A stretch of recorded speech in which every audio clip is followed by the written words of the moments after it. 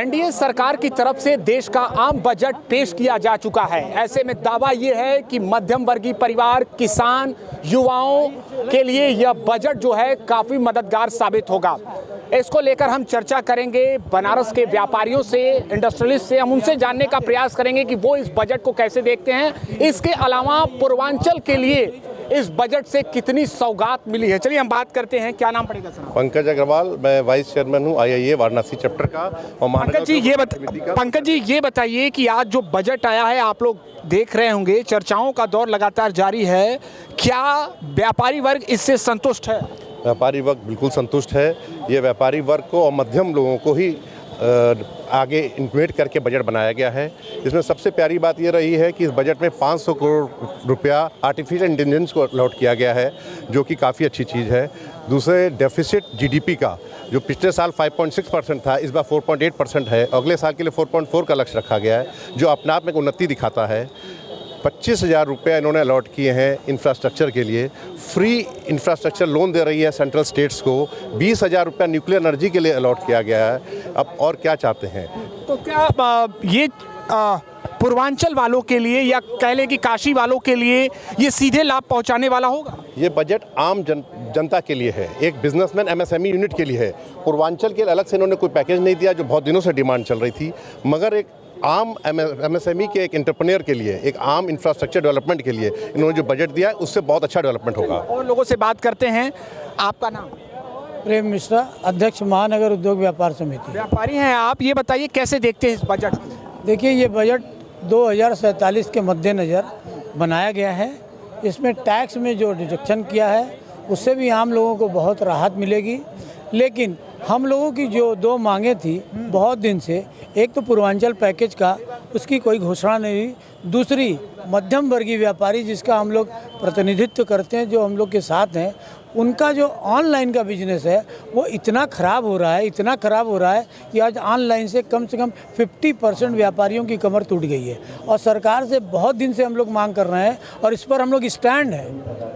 उद्योगपतियों को इससे कोई लेना देना नहीं है, क्योंकि ऑनलाइन में वो लोग कभी नहीं आते। तो सबसे बड़ा जो हम लोग के साथ ये घटना घट रहा है ऑनलाइन का, उससे आप देखिएगा कि मध्यम वर्गीय व्यापारी और जो खुदरा व्यापारी हैं, उनकी हालत बहुत ख़राब होती जा रही है। इस बात की मांग की जा रही है कि जो ऑनलाइन व्यापार है उसको संतुलित किया जा सके, जिससे ये व्यापारी जो हैं वो अपना व्यापार स्वतंत्र तरीके से कर सके। आप कैसे देखते हैं, कितने नंबर देंगे 10 में से? मुख्यमंत्री जी को 10। बजट तो बहुत अच्छा है, लेकिन ऑनलाइन व्यापार की वजह से हमारे जो व्यापारी साथी हैं उनका व्यापार खराब हो रहा है। उस पर हम लोग को बहुत ध्यान देना चाहिए, जिस पे हम लोग बड़ी उम्मीद थी कि इस बजट में इस तरह की कुछ न कुछ ऐसी चीज़ आएगी जिससे हमारा जो ऑनलाइन का बिजनेस है इस हिसाब से मैनेज होगा कि जो हमारे और व्यापारी साथी हैं उनको उसका लाभ मिले। यानी आप औसत देखते हैं इस बजट? जी।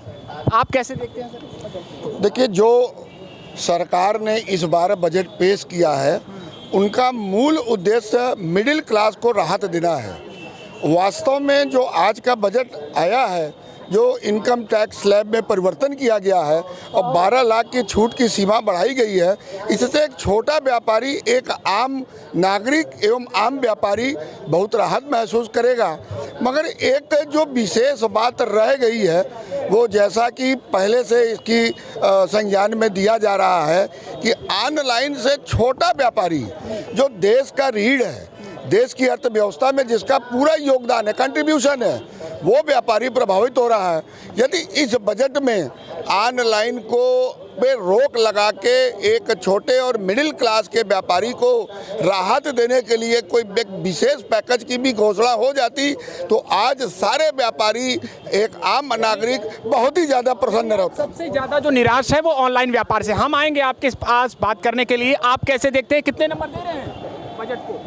बजट मिला के ठीक है, मध्यम वर्गीय को ध्यान में रख के किया गया। जिस तरीके से माननीय प्रधानमंत्री जी कहते थे कि अब मध्यम वर्गीय परिवारों के बीच भी लक्ष्मी जी का वास होगा, तो कहीं ना कहीं अगर साल का 12 लाख रुपए के टैक्स आय पर उनको टैक्स की बचत होती है, तो लगभग 80,000 रुपये की टैक्स की बचत होती है। तो ये पैसा कहीं ना कहीं बाजार में आएगा और हम सब खुदरा व्यापारी हैं, मध्यम वर्गीय व्यापारी हैं, बाजार में आने से उसमें बाजार में भी राहत मिलेगी। लेकिन जिस तरीके से हम लोग के मन में एक चीज़ें थी कि पूर्वांचल की एक अलग पैकेज मिलेगा व्यापारियों के व्यापार के उत्थान के लिए, वो चीज़ें नहीं आई। और दूसरे जो भारतवर्ष में असंगठित क्षेत्र का जो व्यापार है, खुदरा व्यापार है, जिनकी कहीं कोई गिनती नहीं है और जिनकी संख्या करोड़ों में है, ऐसे लोगों के लिए भी कुछ योजनाएं आनी चाहिए कि असंगठित क्षेत्र का जो व्यापार है उस पर भी सरकार कुछ योजनाएं ले आए। सीधे सीधे ऑनलाइन व्यापार पर आप लोग अपनी निराशा व्यक्त कर रहे हैं और मान रहे हैं कि एक संतुलित बजट है। चलिए हम आप सभी लोगों से ये बात कह देंगे कि 10 में से इस आम बजट को कितने नंबर? 10 में से 9 नंबर। 10 में से आप कितने नंबर? 8 नंबर। आप सर 10 में से? देखिए, हमारा जो स्टैंड है उस स्टैंड के मुताबिक इस बजट में 10 में 10 दिया जा सकता है, लेकिन ऑनलाइन व्यापार अगर इसमें गवर्नमेंट घोषणा कर देती तो बहुत राहत मिल जाता। यानी आप 10 में से 10 दे रहे हैं। आप सर? बजट संतुलित है और 9 नंबर मेरे हिसाब से होना चाहिए। आप? जी बिल्कुल 9 नंबर। चलिए, तो बनारस के व्यापारियों से हमने बातचीत की और उनका साफ कहना है कि अब बजट बिल्कुल संतुलित रहा है, लेकिन अगर इसमें ऑनलाइन व्यापार को ध्यान में रखते हुए कुछ महत्वपूर्ण ऐलान किया गया होता तो हमें इससे और संतुष्टि होती।